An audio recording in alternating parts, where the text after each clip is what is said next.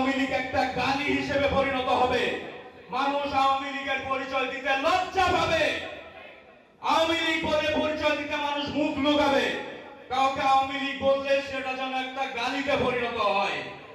তো আমাদের উদ্দেশ্য হবে সকল প্রকার মাথাকে নুয়ে ফেলা, সকল প্রকার মাথাকে কেটে ফেলা।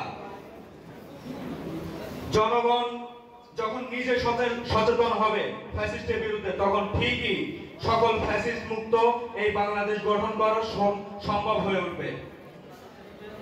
আওয়ামী লীগের আমলে আমরা কি দেখেছি? আওয়ামী লীগ আমাদেরকে একটি উপনিবেশ হিসেবে তৈরি করেছিল ওই দিল্লি। আমরা পাকিস্তানের বিরুদ্ধে লড়াই করে জিতেছি। পাকিস্তানের বিরুদ্ধে লড়াই করে আমরা নতুন বাংলাদেশ পেয়েছিলাম 1971 সালে। কিন্তু পাকিস্তান আমাদের কতদিন পর্যন্ত আমাদের উপর শোষণ শাসন চালিয়েছিল? হিসেব করেন তো, মাত্র 24 বছর। কিন্তু এই দিল্লি আমাদের উপর শোষণ চালিয়ে যাচ্ছে সেই 71 থেকে আজ অবধি, দীর্ঘ 54 বছর। তো আমরা এই দিল্লির শোষণ শাসন আর মেনে নিব না ইনশাআল্লাহ। আওয়ামী লীগকে একদম গোড়া থেকে উপড়ে ফেলবো ইনশাআল্লাহ।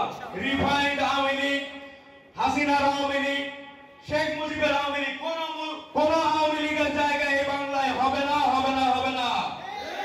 কোন আওয়ামী লীগের জায়গা নেই।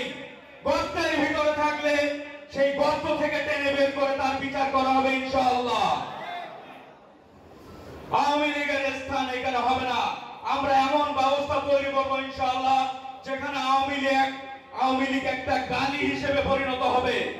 মানুষ আওয়ামী লীগের পরিচয় দিতে লজ্জা পাবে। আওয়ামী লীগ বলে পরিচয় দিতে মানুষ মুখ লুকাবে। কাউকে আওয়ামী লীগ বললে সেটা যেন একটা গালিতে পরিণত হয়। আমরা পারবো না সেরকম একটা ব্যবস্থা নিশ্চিত করতে। ইনশাআল্লাহ বাংলার মাটিতে আওয়ামী লীগের মাথা উঠতে দিব না।